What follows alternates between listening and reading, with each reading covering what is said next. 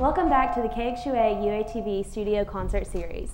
I'm your host, Katie Bruick, and I'm here with What Army from right here in Fayetteville, Arkansas. Thanks, y'all, for being here. Yay! Absolutely. You're welcome. So, you want to go around and introduce yourselves? Yeah, I am your friendly neighborhood Sergeant Fury, vocalist and bass player. And I am Crispy, Tyler Crisp. I am the drummer. Eris, I play guitar. Magic Man, I play the other guitar. Magic Man. Apparently I wasn't enough guitar, so we had to add that. Not enough magic. Spare guitar. Yeah. In case you go flat, we have a spare. Well, we see what happened to my mic stand. Okay. So, for somebody who hasn't heard your music before, how would you describe your genre? You know, it's alternative. I mean, I hate that to name it that, but you know, it's heavy at times, almost metal. Sometimes it's punk, sometimes it's acoustic, you know. I think the easy way for me to describe it would be we have like kind of 80s Iron Maiden, Slayer lover. We have like a heavy metal like, you know, Zao, Cannibal Corpse, Slayer lover. We have funk influenced over here, and then we have like a little 90s rocker, and each one of us kind of took what we most loved about our favorite style of music and threw it in there and made it work somehow. So Awesome. I like to think we're like trying to create a genre. Awesome, yeah. The best of all worlds. Every genre. Ego. A new genre for the Ego. Grammys. So when did y'all get started up, and how? That's been a process. Yeah, that's us, because Oh yeah, there's Fayetteville history here. We were in this punk band called The Rude, which was only held together by its own internal tension, and eventually that exploded. It didn't really break up, it was shrapnel. and then we broke off, we made a band called All Else Fails. Different drummer. And our drummer literally was kidnapped by a crack hoe to Oklahoma. Yeah, Oh. Like serious. literally, Literally. actually on crack and moved to Oklahoma. So we thought, you know, the heck with drummers, we're going to get a drum machine and we're just going to start playing shows We're going to that be one way. of those bands. And so we started with a drum machine on our laptop and did a lot of shows, just her and I. And then he heard our music because he worked at Crisp Recording Studio, and we were recording I'm not sure there. what really possessed you to want to get involved in what happened there. Well, I was listening to them master their album, and I noticed that they had electronic drums, and I wasn't really doing much at the time other than, you know, just trying to build some clientele at the studio, and I've been itching to play, and so I just asked if I could try out. And it's worked out really well. Yeah, that was back in like May of last year. Mm-hmm. So we're coming up quickly on a year, and then 2 months ago, this crazy person joined. Yeah.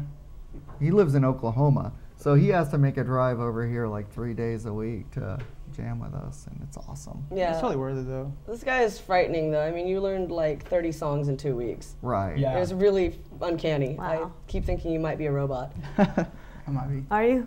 Yeah, I am. It was kind of a Sid Vicious thing in a way for like any Sex Pistols people, because I mean you kind of cheating because you already knew about 10 or 12 of the songs anyway because Yeah. you had our album and were Yeah. playing along with it. Right. Right, yeah. Which just, you know, gives me all sorts of like weird glowy feelings to imagine him at home listening to it. and Yeah. playing along. It was mostly the ones off the website, so. Yeah. Cool. Well, your band name, like how did you come up with that? What does it mean to you? All that good stuff. Oh, that's my official Yes. job. There's a lot of interpretations you can put on it, but kind of what I had in mind with naming the band What Army and convincing these guys to go along with it was the concept of you and What Army. Like, you know, that's the typical playground bully thing is, oh yeah, you and What Army, and I want to be like the fellow artists in Fayetteville when people make some kind of impossible claim like, you know, I want to put together this festival that seems maybe out of your reach, or, you know, hey, I want to put on like a show that has like fire twirling in the background, or, you know, I think we could start a label, or whatever, you know, big, huge thing. I want to be like the What Army that steps up and supports other artists. It's like, okay, we're there. Yeah, and we don't only just support music. I mean, we're involved heavily in the slam poetry scene. Yeah.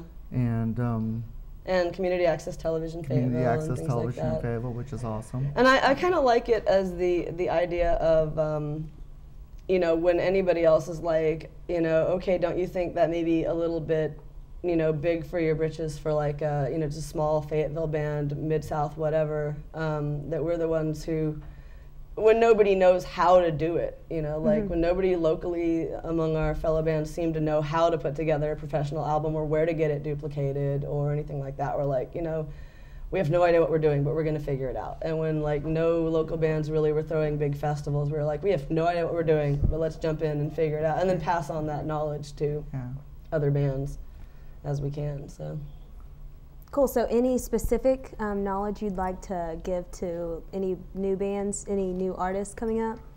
You mean like for like bands just getting started and needing to get their first shows? Don't be to you guys. Don't be afraid to just ask. I mean, we've been on the X a ton, and people are like, "How'd you do that?" It's like, well, we called them up and we said, "Can we be on your show? show?" On your show. Yeah. Don't be afraid to just call vocal, up. Blatantly ask for what you want. You really got to sell yourself.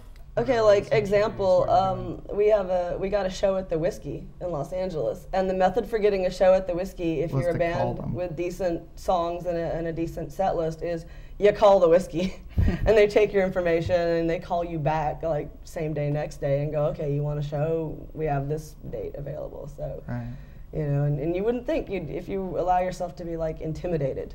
My other big bit of advice I'd say, and you guys throw in what you think, is go out to shows and meet other bands, because there's some other bands that you were saying the other day, it's really interesting, like right now, other bands are coming to us and going, hey, can we open for you? Can you get us a show? Can you recommend a venue to us?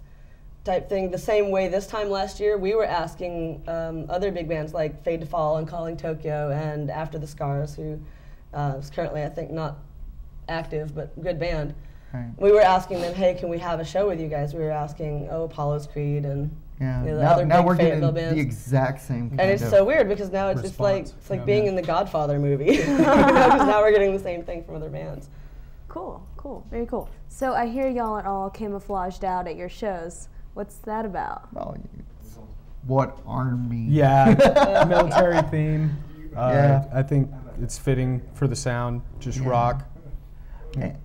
A lot of, I mean, Fury being our front person, a lot of what she does when we play a live show is, you know, completely plays the drill sergeant. Yeah, like we do it in characters like the drill sergeant from Platoon, and everybody has like their kind of military, like I'm Sergeant Fury, and we have like Colonel Crispy, Lieutenant Jessica, Major Magic Man. And I think just interesting thing, like, you know, with the organization it takes to put together a band and get it on tour and do all that is kind of similar to the organization of, you know, what you'd have to do to put together like a military operation almost. And just the logistics of doing it and the equipment and the getting everything right place same time, and just the, to me, the idea of a world where like you have an army of artists instead of like people fighting with more traditional weapons. It's like art to change the world instead of violence. Yeah, that's kind of a neat idea. Okay, you guys aren't talking. Say something. We don't have much time. Okay, when you put your music together, do you do like lyrics first or the melody first? How do you go about forming or even getting an idea for a song for your lyrics or something? Our band, it's kind of a mishmash of everything because, you know, one person in the band will come up with something that, you know, can be taken off into any level as long as it's introduced. So if, you know, Fury has a bass line, I have even a drum line. If I can just start with something and then, you know, people just pick up, and just as long as something's brought to the table. Lyrics seem to really come last after we've got the song structure. Usually. Sir, yes, sir. The lyrics came first. But pretty much everybody writes, and I think a lot of our writing process is like jamming in the practice area, come up with a riff. Awesome. Well, thank y'all so much for being here with us. We're going to check out some more What Army. Yay! Excellent. Awesome. Batman rules.